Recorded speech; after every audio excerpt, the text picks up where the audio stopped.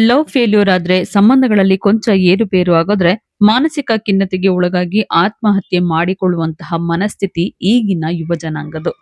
ಇಂತಹ ಪ್ರಕರಣಗಳನ್ನ ನೀವು ದಿನನಿತ್ಯ ಕೂಡ ನೋಡ್ತಾನೆ ಇರ್ತೀರಿ. ಆದ್ರೆ ಯಶಸ್ಸಿನ ಉತ್ತುಂಗದಲ್ಲಿ ಇರ್ಬೇಕಾದ್ರೇನೆ ನಟನೆ ಬಿಟ್ಟು ಮದುವೆ ಆಗಿ ಅಮೆರಿಕ ಸೇರಿದಂತಹ ನಟಿ ಸುಧಾರಾಣಿಗೆ ದಾಂಪತ್ಯದ ಸುಖ ಸಿಗ್ಲೇ ಇಲ್ಲ. ಬದಲಾಗಿ ಡಾಕ್ಟರ್ ಸಂಜಯ್ ಇಂದಲೇ ಪ್ರಾಣ ಬೆದರಿಕೆ ಇತ್ತು. ಸುಖದ ಸುಪ್ಪತ್ತಿಗೆಯಲ್ಲಿ ಬೆಳೆದಂತಹ ಸುಧಾರಾಣಿ ತಿನ್ನೋಕೆ ಏನೂ ಇಲ್ಲದೆ ಬೇರೆಯವರ ಮನೆಯಲ್ಲಿ ಎಷ್ಟೋ ದಿನಗಳನ್ನ ಕಳೆದಿದ್ರು.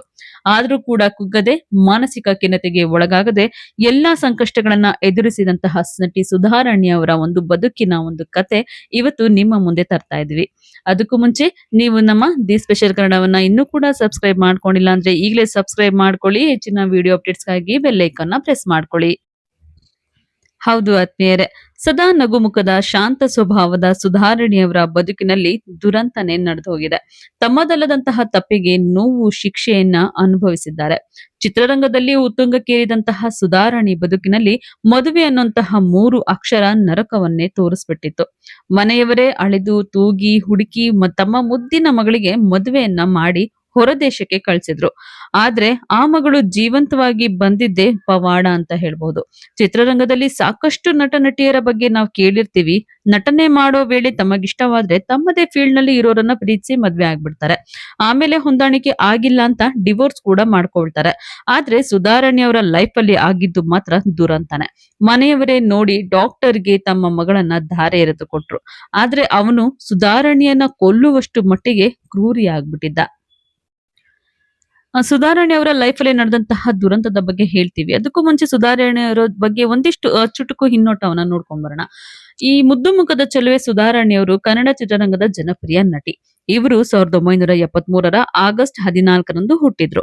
ಇವರ ತಂದೆ ಗೋಪಾಲಕೃಷ್ಣ ಮತ್ತೆ ತಾಯಿ ನಾಗಲಕ್ಷ್ಮಿ. 3 ವರ್ಷ ಇದ್ದಾಗ್ಲೇನೆ ಸುಧಾರಾಣಿ ಅವರು ಜಾಹೀರಾತು ಒಂದರಲ್ಲಿ ಕಾಣಿಸ್ಕೊಂಡಿದ್ರು. ಇನ್ನು ಸುಧಾರಾಣಿ ಅವರು ಭರತನಾಟ್ಯ ಮತ್ತೆ ಕೂಚುಪುಡಿ ಕಲಾವಿದೆ ಕೂಡ ಹೌದು. ಇನ್ನು ಇವರು 1978ರಲ್ಲಿ ವಿಷ್ಣುವರ್ಧನ್ ಮತ್ತೆ ರಜನಿಕಾಂತ್ ನಟಿಸಿದಂತಹ ಕಿಲಾಡಿ ಕಿಟ್ಟು ಅನ್ನುವಂತಹ ಸಿನಿಮಾದಲ್ಲಿ ಬಾಲನಟಿಯಾಗಿ ಕಾಣಿಸಿಕೊಳ್ಳುವಂತಹ ಮೂಲಕ ಕನ್ನಡ ಚಿತ್ರರಂಗವನ್ನ ಪ್ರವೇಶಿಸಿದ್ರು. ಅದಾದ ನಂತರ ಇವರು ಕುಳ್ಳ ಕುಳ್ಳಿ, ಭಾಗ್ಯವಂತ, ರಂಗನಾಯಕಿ, ಬಾಡದ ಹೂ, ಅನುಪಮ ಸೇರಿದಂತೆ ಇನ್ನೂ ಕೆಲ ಸಿನಿಮಾಗಳಲ್ಲಿ ಕೂಡ ಬಾಲನಟಿಯಾಗಿ ನಟಿಸಿದ್ರು. ಇವರ ಮೂಲ ಹೆಸರು ಜಯಶ್ರೀ. ಆದ್ರೆ ಕನ್ನಡ ಚಿತ್ರರಂಗದಲ್ಲಿ ಇವರು ಸುಧಾರಾಣಿ ಅಂತಾನೆ ಪರಿಚಯ. ಇವರಿಗೆ ಸುಧಾರಾಣಿ ಅಂತ ಹೆಸರು ಕೊಟ್ಟು ಸಿನಿಮಾ ರಂಗಕ್ಕೆ ನಾಯಕಿಯಾಗಿ ಪರಿಚಯಿಸಿದ್ದೆ ಪಾರ್ವತಮ್ಮ ರಾಜ್ಕುಮಾರ್ ಅವರು. ಶಿವರಾಜ್ ಕುಮಾರ್ ಅವರು ಮೊದಲ ಬಾರಿಗೆ ಹೀರೋ ಆಗಿ ನಟಿಸಿದ್ದ ಆನಂದ್ ಸಿನಿಮಾಗೆ ಹೀರೋಯಿನ್ ಗಾಗಿ ಹುಡುಕಾಟವನ್ನು ನಡೆಸಲಾಗ್ತಾ ಇತ್ತು. ಆಗ ಪಾರ್ವತಮ್ಮ ರಾಜ್ಕುಮಾರ್ ಅವರ ಕಣ್ಣಿಗೆ ಬಿದ್ದಿದ್ದು ಇದೇ ಸುಧಾರಾಣಿ. 13ನೇ ವರ್ಷಕ್ಕೆ ಸಿನಿಮಾ ರಂಗಕ್ಕೆ ಬಂದ ಇವರು ಜಸ್ಟ್ 16ನೇ ವರ್ಷಕ್ಕೆ ದೊಡ್ಡ ಮನೆಯ ಹೀರೋಗೆ ಹೀರೋಯಿನ್ ಆಗಿ ನಟಿಸಿದ್ರು. ಆ ಸಿನಿಮಾ ಸೂಪರ್ ಹಿಟ್ ಆದ ನಂತರ ಸುಧಾರಾಣಿ ಅವರು ಮುಟ್ಟಿದ್ದೆಲ್ಲ ಚಿನ್ನ.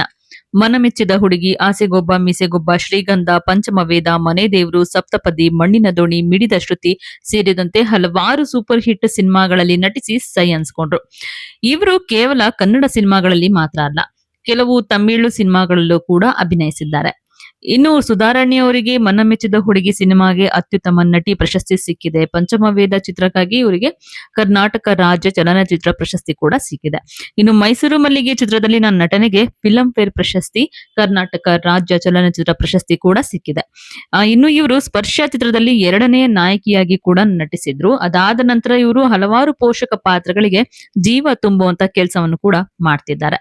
ಇದಿಷ್ಟು ಸುಧಾರಾಣಿಯವರ ಬಗ್ಗೆ ಒಂದಿಷ್ಟು ಕಿರು ಪರಿಚಯ ಅಷ್ಟೇ.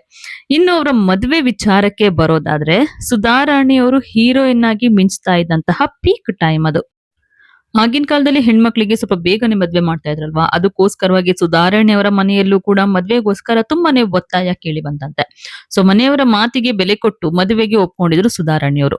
ಇನ್ನು ಸುಧಾರಾಣಿ ಅವರ ಮನೆಯವರೇ ಹುಡುಕಿ ಅಳೆದು ತೂಗಿ ಅನಸ್ತೇಶಿಯಾ ಸ್ಪೆಷಲಿಸ್ಟ್ ಆಗಿದ್ದಂತಹ ಡಾಕ್ಟರ್ ಸಂಜಯ್ ಜೊತೆಗೆ ಮದ್ವೆಯನ್ನು ಕೂಡ ಮಾಡಿದ್ರು. ಯಶಸ್ಸಿನ ಉತ್ತುಂಗದಲ್ಲಿದ್ದಾಗಲೇ ನಟಿ ಸುಧಾರಾಣಿ ಅವರು ನಟನೆಗೆ ಗುಡ್ ಬೈ ಹೇಳಿ 1996ರಲ್ಲಿ ಡಾಕ್ಟರ್ ಸಂಜಯ್ ರನ್ನ ಮದ್ವೆಯಾಗಿ ಅಮೆರಿಕಾಗೂ ಕೂಡ ಹೋಗ್ತಾರೆ. ಆರಂಭದಲ್ಲಿ ಸುಧಾರಾಣಿ ಅವರಿಗೆ ಅಮೆರಿಕದಲ್ಲಿ ಅಡ್ಜಸ್ಟ್ ಆಗೋದಕ್ಕೆ ತುಂಬಾನೇ ಕಷ್ಟ ಆಗುತ್ತೆ. ಯಾಕಂದ್ರೆ ಇಲ್ಲಿ ಸಿನಿಮಾ ಶೂಟಿಂಗು ಇದು ಬಿಟ್ರೆ ತಮ್ಮ ಮನೆಯವರ ಜೊತೆಲಿ ಇದ್ದಂತಹ ಸುಧಾರಾಣಿ ಅವರು ದೂರದ ಅಮೆರಿಕದಲ್ಲಿ ವಾಸ ಮಾಡೋದಕ್ಕೆ ಸ್ವಲ್ಪ ಕಷ್ಟಪಟ್ರು. ಇದಾದ ನಂತರ ದಿನಗಳೆದಂತೆ ಡಾಕ್ಟರ್ ಸಂಜಯ್ನ ಅಸಲಿ ಮುಖ ಬಯಲಾಗ್ತಾ ಹೋಗುತ್ತೆ. ಪ್ರತಿದಿನ ಸುಧಾರಾಣಿಯವರಿಗೆ ಹಿಂಸೆಯನ್ನ ಕೊಡ್ತಾ ಇದ್ರಂತೆ, ಮಾನಸಿಕವಾಗಿ ಕಿರುಕುಳವನ್ನ ಕೊಡ್ತಾ ಇದಾರಂತೆ. ತಿಂಗಳುಗಳು ಕಳೀತಾ ಇದ್ದಂತೆನೆ ಸುಧಾರಾಣಿಯವರಿಗೆ ಸೈಕೋ ಸಂಜಯ್ ಊಟ ಕೂಡ ಕೊಡ್ತಾ ಇರ್ಲಿಲ್ವಂತೆ. ಮೊದಲೇ ಅನಸ್ತೇಶಿಯಾ ಸ್ಪೆಷಲಿಸ್ಟ್ ಆಗಿದ್ದಂತಹ ಈ ಸಂಜಯ್ ಸುಧಾರಾಣಿಯವರಿಗೆ ವಿಷದ ಇಂಜೆಕ್ಷನ್ ಅನ್ನ ಇಂಜೆಕ್ಟ್ ಮಾಡೋದಕ್ಕೂ ಕೂಡ ರೆಡಿ ಮಾಡ್ಕೊಂಡ್ ಬಿಟ್ಟಿದ್ರಂತೆ.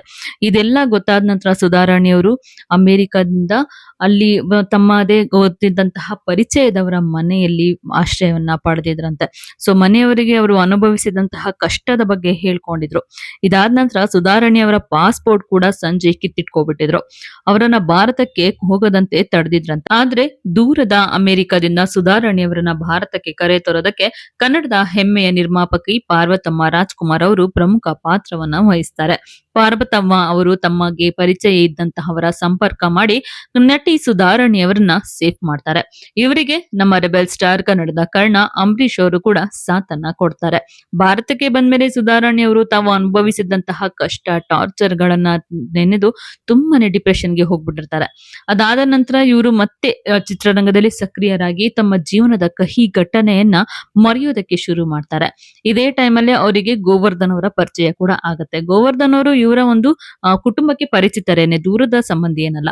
ಗೋವರ್ಧನ್ ಅವರ ಜೊತೆಗೆ ಇವರ ಎಲ್ಲಾ ರೀತಿಯಿಂದನೂ ಕಷ್ಟ ಏನೇನ್ ಅನುಭವಿಸಿದ್ರು ಪ್ರತಿಯೊಂದನ್ನು ಕೂಡ ಹಂಚ್ಕೊಳ್ತಾ ಬರ್ತಾರೆ. ಗೋವರ್ಧನ್ ಅವರು ಸುಧಾರಾಣಿಯವರಿಗೆ ಧೈರ್ಯ ತುಂಬ್ತಾ ಬರ್ತಾರೆ. ಸೊ ಮನೆಯಲ್ಲಿ ಇವರಿಬ್ಬರ ಒಂದು ರಿಲೇಶನ್ಶಿಪ್ ನ ನೋಡಿರ್ತಾರೆ. ನಿಧಾನಕ್ಕೆ ಕೇಳ್ತಾರೆ, ಮನೆ ಒಲಿಕೆಯನ್ನ ಮಾಡ್ತಾರೆ, ಇನ್ನೊಂದು ಮದ್ವೆ ಆಗು ಅಂತ ಹೇಳಿ. ಸೊ ಅದಾದ ನಂತರನೇ ಗೋವರ್ಧನ್ ಅವರ ಜೊತೆಗೆ ಸುಧಾರಾಣಿಯವರು ಎರಡನೇ ಮದ್ವೆ ಕೂಡ ಆಗ್ತಾರೆ. ಸೊ ಎರಡನೇ ಮದ್ವೆ ನಂತರ ಮತ್ತೊಮ್ಮೆ ಸಿನಿಮಾ ರಂಗದಲ್ಲಿ ಮಿಂಚು ಹರಿಸಿದಂತಹ ಸುಧಾರಾಣಿಯವರು ಇದೀಗ ಪ್ಯಾನ್ ಇಂಡಿಯಾ ಸ್ಟಾರ್ ಕೂಡ ಆಗಿದ್ದಾರೆ. ಈ ದಂಪತಿಗೆ ಮುದ್ದಾದಂತಹ ಒಬ್ಬ ನಿಧಿ ಅನ್ನೋ ಮಗಳು ಕೂಡ ಇದ್ದಾಳೆ.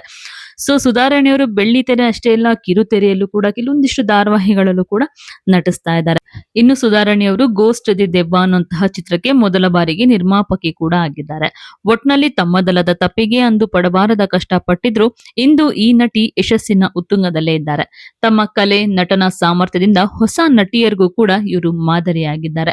ಜೀವನದಲ್ಲಿ ಎಂತ ಕಷ್ಟ ಬಂದ್ರೂ ಕೂಡ ಕುಗ್ಬಾರ್ದು, ಮತ್ತೆ ನಮ್ಮ ಒಂದು ಛಲವನ್ನ ಬಿಡಬಾರ್ದು ಅನ್ನುವಂಥದ್ದನ್ನ ಹೇಳ್ಕೊಟ್ಟಿದ್ದಾರೆ ಸುಧಾರಾಣಿಯವರು.